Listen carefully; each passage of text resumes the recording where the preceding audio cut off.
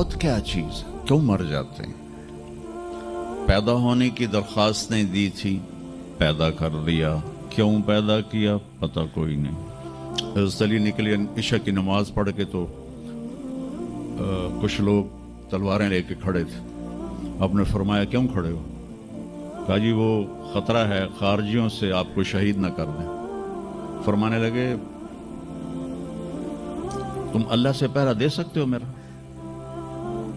कहने लगे अल्लाह से तो पहरा नहीं दे सकते, हम तो इन खारजियों से पहरा दे रहे हैं। कहा फिर जाओ सो जाओ, जब मौत के फैसले ऊपर होते हैं, जब वहाँ फैसला होगा तो नीचे कोई रोक नहीं सकेगा। जाओ चले जाओ सो जाओ। तुम मरते क्यों हैं? फिर कोई जला देता है, कोई बहा देता है, कोई मिट्टी में मिला देता है, कोई परिंदों के सुपुर्द कर देता है। पारसी मौत क्या चीज़ है, मेडिकल साइंस में इसके 200 जवाब हैं, 200, और एक भी सही नहीं, सारे गलत। फिर मौत के बाद कुछ है या मर गया और मिट्टी हो गए? ये चंद सवाल मैंने आपके सामने रखे हैं और पूरी दुनिया के इंसानों को चैलेंज है कि अपने इल्म से जवाब दो। किसी के पास इसका जवाब कोई। मौत क्या चीज़ है, क्यों मर जाते हैं? पैदा होने की दरख्वास्त नहीं दी थी, पैदा कर दिया। क्यों पैदा किया पता कोई नहीं। अब मरना नहीं चाहते, लेकिन दाएं बाएं मौत के हमले हो रहे हैं। एक दिन मुझ पर भी हो जाएगा, आप पर भी हो जाएगा, और हम एक माजी की भूली बिसरी दास्तान बन जाएंगे। तुम मरते क्यों हैं?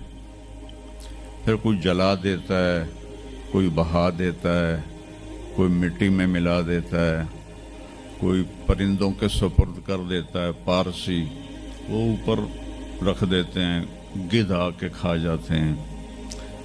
तो ये मौत क्या चीज़ है? थोड़ा शुरू में मेडिकल मैंने शुरू किया था, तो फिर अल्लाह ने मेरा रास्ता बदल दिया।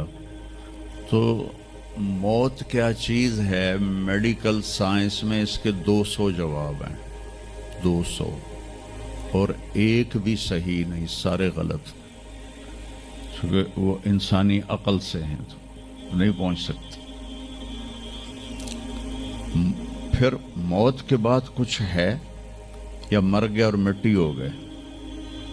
ये चंद सवाल मैंने आपके सामने रखे हैं और पूरी दुनिया के इंसानों को चैलेंज है कि अपने इल्म से जवाब दो।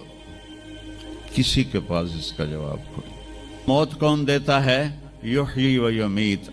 मारने वाला भी अल्लाह है और ज़िंदगी देने वाला भी अल्लाह है। ज़िंदगी मौत का निज़ाम मेरे अल्लाह के हाथ में है। ज़मीन पर नहीं है, ऊपर फैसले होते हैं, ज़मीन पे फैसले नहीं होते। हज़रत अली निकले इशा की नमाज पढ़ के तो कुछ लोग तलवारें लेके खड़े थे। आपने फरमाया क्यों खड़े हो? कहा जी वो ख़तरा है खारजियों से आपको शहीद न कर दें। फरमाने लगे तुम अल्लाह से पहरा दे सकते हो मेरा? कहने लगे अल्लाह से तो पहरा नहीं दे सकते, हम तो इन खारजियों से पहरा दे रहे हैं। कहा फिर जाओ सो जाओ, जब मौत के फैसले ऊपर होते हैं, जब वहाँ फैसला होगा तो नीचे कोई रोक नहीं सकेगा। जाओ चले जाओ सो जाओ। तो मौत देने वाला भी अल्लाह है, ज़िंदगी देने वाला भी अल्लाह है।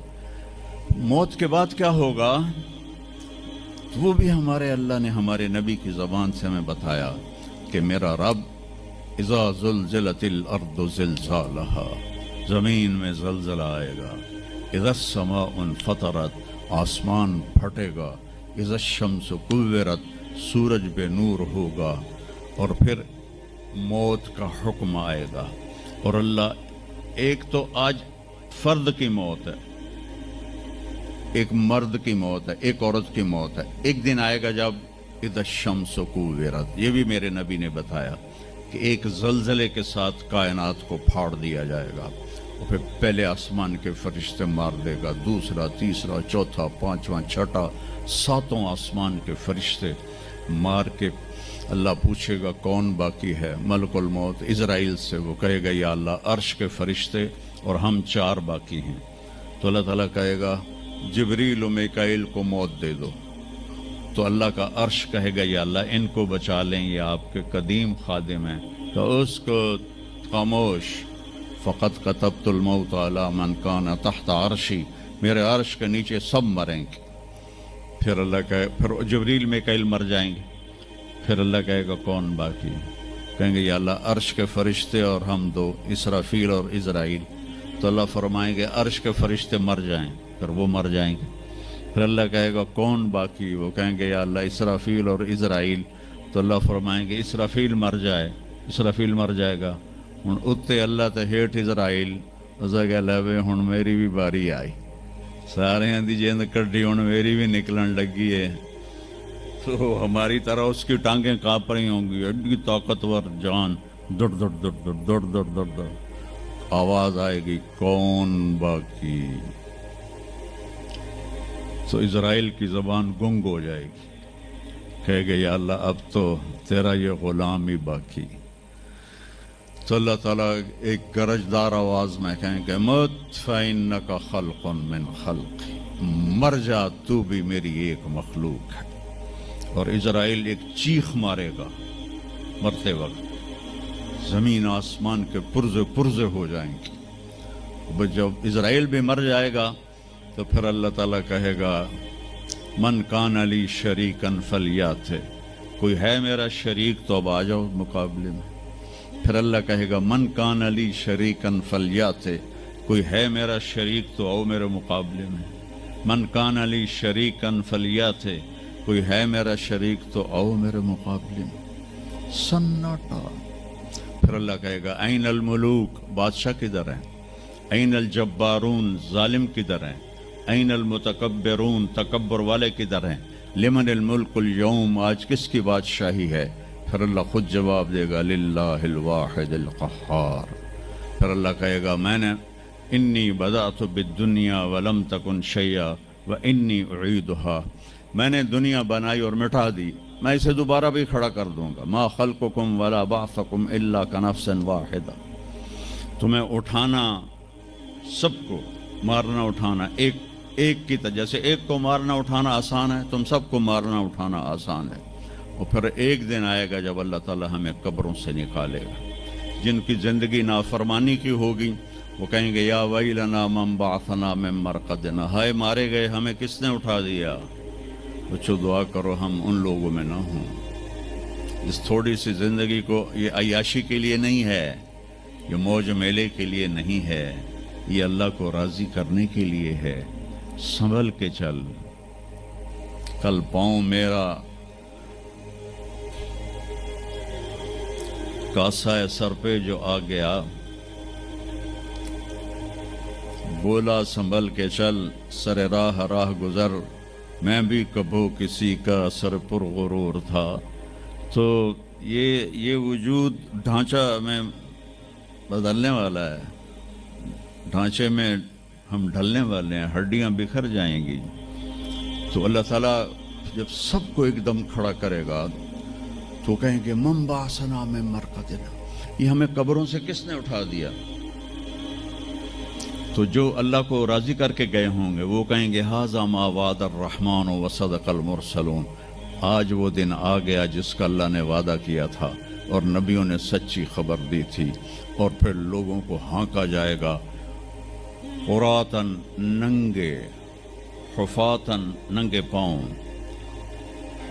حاسراً، ننگے سر، ننگے پاؤں، ننگے سر، ننگے بدن، سب میدان معاشر کی طرف چلیں گے۔ آپ نے فرمایا جب لوگ نکلیں گے اللہ سب سے پہلے ابراہیم علیہ السلام کو کپڑے پہنائے گا، اس کے بعد پھر مجھے کپڑے پہنائے گا، اور اس کے بعد پھر اللہ بلال کو کپڑے پہنائے گا، اور اس کے بعد سارے مؤذنین کو کپڑے پہنائے جائیں گے۔ باقی یہ ڈگریاں یہیں رہ جائیں گی۔ وہاں اذان دینے والے کی قدر دیکھو کہ نبیوں کے بعد ان کو کپڑے پہنائے جا رہے ہیں۔ معمولی سا تاجر بھی بیچارے کو ڈانٹ دیتا تو حالی تک اذان نہیں دیتی، تو کتنے دفعہ ہو گیا سے تو حالی تک اذان نہیں دیتی۔ تو پھر جب اس طرح پیپر چھوڑے جائیں گے نا، یہاں تو آپ کو پیپر پکڑائے جاتے ہیں، وہاں پیپر چھوڑا جائے گا۔ اور کسی کے الٹے ہاتھ میں آئے گا خود بخود، کسی کے سیدھے ہاتھ میں آئے گا. جس کے الٹے ہاتھ میں آئے گا کہے گا ہائے مارا گیا، یا لیتنی لم اوت کتابیہ، یہ پیپر میرے ہاتھ میں کیوں آ گیا. ولم ادر ما حسابیہ، مجھے تو پتہ نہیں تھا حساب ہوگا. یا لیتنی لم اوت کتابیہ ولم ادر ما حسابیہ یا لیتہا کانت القاضیہ ما اغنی عنی مالیہ ہلک عنی سلطانیہ. وہ کہے گا ہائے میں مر گیا، میں نے واپس کر لو، میں دوبارہ لاہور بڑے چنگے کام کرنا ہے، بڑا نیک بن کے چلنا ہے. لگے گا خذوہ فغلوہ، اس کو پکڑو اور جکڑ دو. او میرے بچوں، جہنم کی آگ سے سوئی کے ناکے جس میں دھاگا ڈالتے ہیں اتنا سوراخ کر دیا جائے اور اس سے جو آگ کا شرارہ نکلے گا وہ پوری کائنات کو جلا کے راکھ کر دے گا، اور وہ انسان وہاں گریں گے. اس میں نافرمانوں کو جانا پڑے گا. جو یہاں شرابیں پیتے رہے ان کو آگے جہنم کی گندگی پلائی جائے گی، وہ حوض کوثر نہیں پی سکتے. جو یہاں فحاشی کا شکار ہوئے انہیں وہاں جہنم کی گندگی پلائی جائے گی، وہ جنت کے پانی نہیں پی سکتے.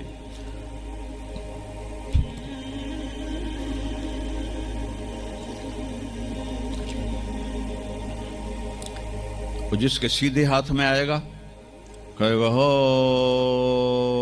اقرؤ کتابیہ، وہ نعرہ لگائے گا او میں پاس ہو گیا، او میرا پیپر ویکھو.